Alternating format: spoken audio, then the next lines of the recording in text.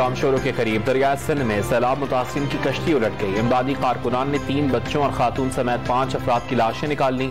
10 अफराद को बचा लिया गया।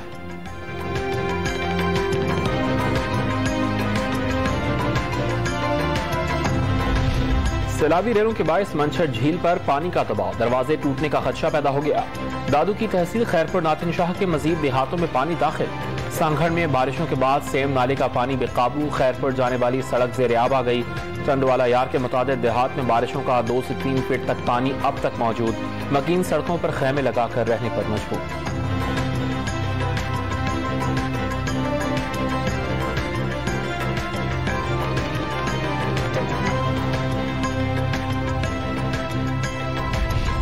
कराची में सैलाब मुतासिरीन के कैंप में बीमारियां फैलने लगी। एक लड़की की तबीयत अचानक बिगड़ने पर मोटरसाइकिल पर अस्पताल पहुंचाया गया।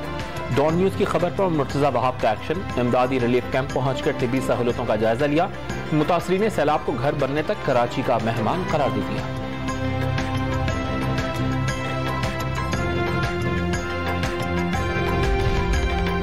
सरबराह तहरीक इंसाफ इमरान खान का रुझान में सैलाब ज़दा इलाकों का दौरा, मकीनों की भरपूर मदद और मुतासरा इलाके की बहाली का वादा। सैलाब से बचाव के लिए इलाके में 2 डैम बनाने पर जोर। इमरान खान का बहावलपुर में जलसा भी शेड्यूल। शाम को खिलाड़ियों का लहू गरमाएंगे।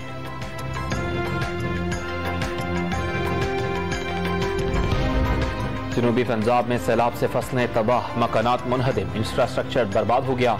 लीगी रहनुमा अवैस लगारी ने मुतासरीन ने सैलाब की मदद के लिए मुत्तहद होने पर जोर दे दिया।